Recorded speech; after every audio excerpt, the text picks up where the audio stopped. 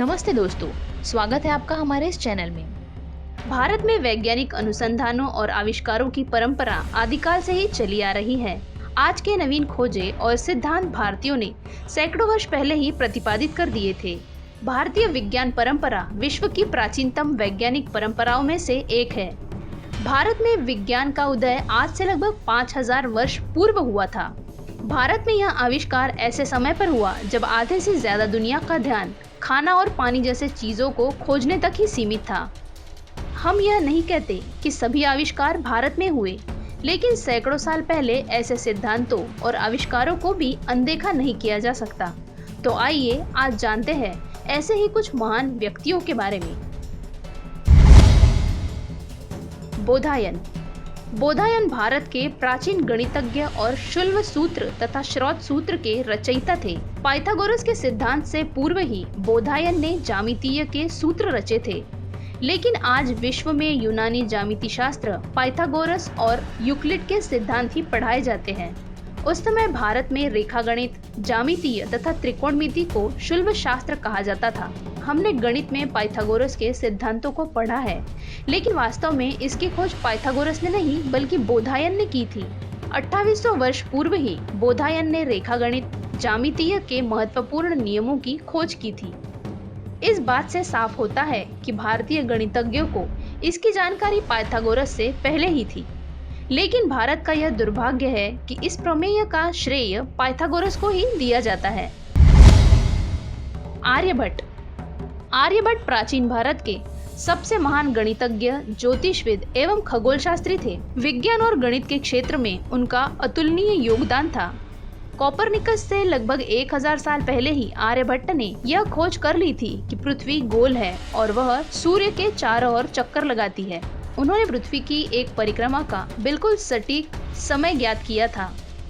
पृथ्वी अपने अक्ष पर घूमते हुए सूर्य की परिक्रमा प्रतिदिन 24 घंटों में नहीं बल्कि 23 घंटे 56 मिनट और 1 सेकंड में पूरी कर लेती है। आर्यभट्ट ने लगभग 1500 साल पहले ही ज्योतिष विज्ञान की खोज कर ली थी, जबकि इतने उन्नत साधन एवं उपकरण भी उपलब्ध नहीं थे।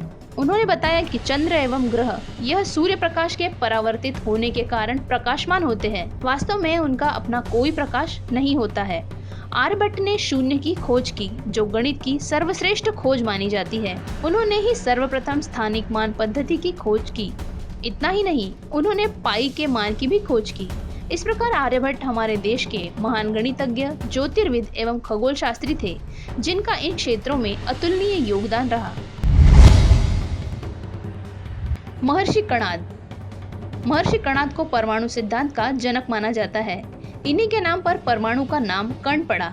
ऐसा माना जाता है कि आज से 2600 वर्ष पहले ही महर्षि कणाद ने इसका आविष्कार किया था। वे एक महान ऋषि थे। उन्होंने भगवान शिव की घोर तपस्या करके आध्यात्मिक ऊर्जा और शक्ति प्राप्त की थी। उन्होंने ही पदार्थ अविभाजित होने वाले सूक्ष्मतम कण को परमाणु नाम दिया था। यह बात आधुनिक युग के अणुविज्ञानी जॉन डाल्टन से पहले ही महर्षि कणाद ने यह बता दिया था कि भौतिक जगत की उत्पत्ति सूक्ष्माति सूक्ष्म कण परमाणुओं के संघनन से होती है। कणाद का कहना था, यदि किसी पदार्थ को बार बार विभाजित किया जाए तो उसका उस समय तक विभाजन होता है जब तक वह आगे विभाजित न हो। तो इस सूक्ष्म कण को परमाणु ही कहा जाता है। इसके अलावा कणाद ने न्यूटन से पूर्व गति के 3 नियम बताए थे। वे लिखते हैं, वेग या मोशन पांचों द्रव्य पर निमित्त व विशेष कर्म के कारण उत्पन्न होते हैं तथा नियमित दशा में क्रिया होने के कारण संयोग विशेष से नष्ट होता है या उत्पन्न होता है। इन सिद्धांतों से यह पता चलता है कि महर्षि कणाद न्यूटन के पहले ही गति के नियम को जानते थे। नंबर 4, भास्कराचार्य। भास्कराचार्य एक गणितज्ञ एवं खगोल शास्त्र के विद्वान थे। उनके द्वारा रचित सिद्धांत शिरोमणि एक वृहद ग्रंथ है। भास्कराचार्य द्वारा लिखित ग्रंथों का अनुवाद अनेक विदेशी भाषाओं में किया जा चुका है। उनके द्वारा लिखित लीलावती में गणित और खगोल विज्ञान संबंधी विषयों पर प्रकाश डाला गया है। लीलावती को एक उत्कृष्ट स्पष्ट अर्थ और काव्य भाषा में लिखा है। 1163 ईस्वी में उन्होंने करण कुतूहल नाम ग्रंथ की रचना की, जिसमें बताया गया है कि जब चंद्रमा सूर्य को ढक लेता है तो सूर्य ग्रहण तथा जब पृथ्वी की छाया चंद्रमा को ढक लेती है तो चंद्र ग्रहण होता है। आधुनिक समय में गुरुत्वाकर्षण का सारा श्रेय न्यूटन को दिया जाता है, जबकि न्यूटन के जन्म के 800 वर्ष पूर्व ही भास्कराचार्य ने अपने गोलाध्याय नामक ग्रंथ में माध्यम कर्षणत्व के नाम से गुरुत्वाकर्षण के नियमों की विवेचना की थी। महर्षि सुश्रुत द्वारा लिखित सुश्रुत संहिता ग्रंथ में शल्य चिकित्सा से संबंधित महत्वपूर्ण जानकारियां मिलती है। पश्चिम के लोगों के अनुसार प्लास्टिक सर्जरी आधुनिक विज्ञान की देन है, जबकि भारत में महर्षि सुश्रुत को पहला शल्य चिकित्सक माना जाता है।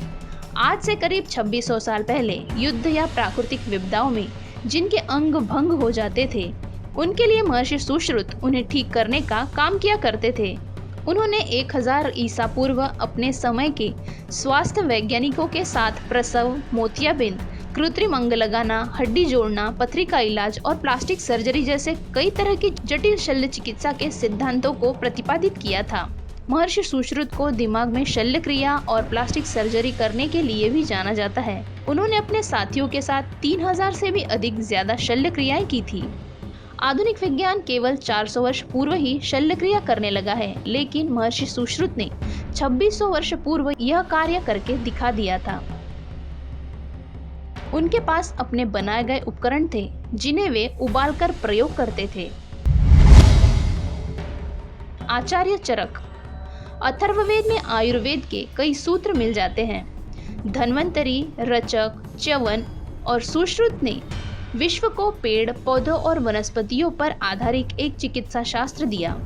आयुर्वेद के आचार्य महर्षि चरक की गणना भारतीय औषधि विज्ञान के मूल प्रवर्तकों में होती है। महर्षि चरक ने 300 ईसा पूर्व आयुर्वेदिक का महत्वपूर्ण ग्रंथ चरक संहिता लिखा था। उन्हें त्वचा चिकित्सक भी माना जाता है। आचार्य चरक ने शरीर शास्त्र, गर्भशास्त्र, रक्ताभिसरण शास्त्र, औषधि शास्त्र इत्यादि विषय में गंभीर शोध किया था तथा मधुमेह, क्षय रोग, हृदय विकार आदि रोगों के निदान पर भी जोर दिया था। चरक एवं सुश्रुत ने अथर्ववेद से ज्ञान प्राप्त करके 3 खंडों में आयुर्वेद पर प्रबंध लिखे। उन्होंने दुनिया के सभी रोगों के निदान का उपाय और उससे बचने का तरीका बताया। साथ ही उन्होंने अपने ग्रंथ में इस तरह की जीवन शैली का वर्णन किया जिसमें कि कोई रोग और शोक ना हो। ऋषि भारद्वाज। राइटर बंधुओं से 2500 वर्ष पूर्व वायुयान की खोज भारद्वाज ऋषि ने कर ली थी। हालांकि वायुयान बनाने के सिद्धांत पहले से ही मौजूद थे। पुष्पक विमान का उल्लेख इस बात का प्रमाण है, लेकिन ऋषि भारद्वाज ने 600 ईसा पूर्व इस पर एक विस्तृत शास्त्र लिखा, जिसे विमान शास्त्र के नाम से जाना जाता है। ऋषि भारद्वाज के विमान शास्त्र में यात्री विमानों के अलावा लड़ाकू विमान और स्पेस शटल यान का भी उल्लेख मिलता है। उन्होंने एक ग्रह से दूसरे ग्रह पर उड़ान भरने वाले विमानों के संबंध में भी लिखा है। साथ ही उन्होंने वायुयान को अदृश्य कर देने वाली तकनीकों का भी उल्लेख किया था। महर्षि पतंजलि। योग सूत्र के रचनाकार पतंजलि 2री शताब्दी में काफी चर्चित थे। पतंजलि के लिखे हुए 3 प्रमुख ग्रंथ मिलते हैं, जिसमें योग सूत्र, पाणिनि के अष्टाध्यायी पर भाष्य और आयुर्वेद पर ग्रंथ। पतंजलि को भारत का मनोवैज्ञानिक और चिकित्सक कहा जाता है। पतंजलि ने योग शास्त्र को पहली बार व्यवस्था दी और उसे चिकित्सा और मनोविज्ञान से जोड़ा। आज दुनिया भर में लोग इसी योग का लाभ पा रहे हैं। वे एक महान चिकित्सक थे। पतंजलि रसायन विद्या के विशिष्ट आचार्य थे। अभ्रक, विंदास, धातु योग और लोह शास्त्र इन्हीं की देन है।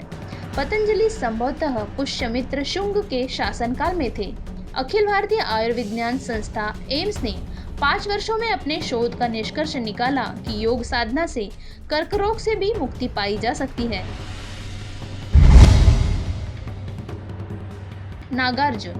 नागार्जुन ने रसायन शास्त्र और धातु विज्ञान पर बहुत अधिक शोध कार्य किए। रसायन शास्त्र पर उन्होंने कई पुस्तकों की रचना की, जिनमें रस रत्नाकर और रसेंद्र मंगल बहुत प्रसिद्ध है। रसायन शास्त्री व धातुकर्मी होने के साथ साथ उन्होंने अपनी चिकित्सकीय सूझबूझ से अनेक असाध्य रोगों की औषधियां तैयार की। चिकित्सा विज्ञान के क्षेत्र में इनकी प्रसिद्ध पुस्तकें कक्षपुट तंत्र, आरोग्य मंजरी, योगसार और योगाष्टक है। नागार्जुन द्वारा विशेष रूप से सोने एवं पारे पर किए गए उनके प्रयोग और शोध चर्चा में रहे हैं। इतना ही नहीं, वे पारे से सोना बनाने का फॉर्मूला भी जानते थे। पश्चिमी देशों में नागार्जुन के पश्चात जो भी प्रयोग हुए उनका मूलभूत आधार नागार्जुन के सिद्धांत के अनुसार ही रखा गया। पाणिनि। दुनिया का पहला व्याकरण पाणिनि ने लिखा। पाणिनि ने भाषा के शुद्ध प्रयोगों की सीमा का निर्धारण किया। उन्होंने भाषा को सबसे सुव्यवस्थित रूप दिया और संस्कृत भाषा को व्याकरणबद्ध किया। इनके व्याकरण का नाम है अष्टाध्यायी, जिसमें 8 अध्याय और लगभग 4 सहस्त्र सूत्र है। व्याकरण के इस महान ग्रंथ में पाणिनि ने विभक्ति प्रधान संस्कृत भाषा के 4000 सूत्र बहुत ही वैज्ञानिक और तर्कसिद्ध ढंग से संग्रहित किए हैं। अष्टाध्यायी मात्र व्याकरण ग्रंथ नहीं, इसमें तत्कालीन भारतीय समाज का पूरा चित्र मिलता है। पाणिनि के पूर्व भी कई विद्वानों ने संस्कृत भाषा को नियमों में बांधने का प्रयास किया, लेकिन पाणिनि का शास्त्र सबसे अधिक प्रसिद्ध हुआ। 19वीं सदी में यूरोप के एक भाषा विज्ञानी फ्रेंच बॉप ने पाणिनि के कार्यों पर शोध किया। उन्हें पाणिनि के लिखे हुए ग्रंथों तथा संस्कृत व्याकरण में आधुनिक भाषा प्रणाली को और परिपक्व करने के सूत्र मिले। महर्षि अगस्त्य। महर्षि अगस्त्य एक वैदिक ऋषि थे। निश्चित ही बिजली का आविष्कार थॉमस एडिसन ने किया, लेकिन एडिसन अपनी एक किताब में लिखते हैं कि एक रात मैं संस्कृत का एक वाक्य पढ़ते पढ़ते सो गया। उस रात मुझे स्वप्न में संस्कृत के उस वचन का अर्थ और रहस्य समझ में आ गया, जिससे मुझे मदद मिली। महर्षि अगस्त्य राजा दशरथ के राजगुरु थे। इनकी गणना सप्तर्षियों में की जाती थी। ऋषि अगस्त्य ने अगस्त्य संहिता नामक ग्रंथ की रचना की। आश्चर्यजनक रूप से इस ग्रंथ में विद्युत उत्पादक से संबंधित कुछ सूत्र मिलते हैं। अगस्त्य संहिता में विद्युत का उपयोग इलेक्ट्रोप्लॉटिंग करने का भी विवरण मिलता है। उन्होंने बैटरी द्वारा तांबा या सोना या चांदी पर पॉलिश चढ़ाने की विधि निकाली थी। अतः अगस्त्य को कुंभोद्भव यानी बैटरी बोन भी कहते हैं। तो यह रही हमारी नॉलेजेबल वीडियो। ऐसे ही इन्फॉर्मेटिव वीडियोस को देखने के लिए सब्सक्राइब कीजिए इन्फोलेंस को।